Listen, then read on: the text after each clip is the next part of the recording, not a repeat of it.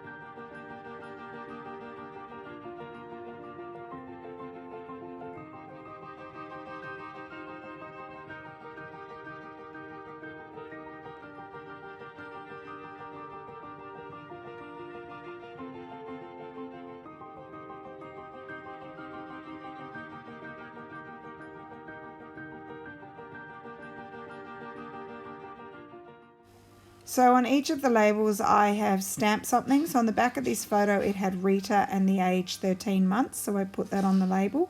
And then it also looked like the photos may have come from the 1940s, so they're pretty retro. And I looked up 1940s slang and put it on each card. So this one has the bee's knees for pretty girls, swanky for a fancy lady,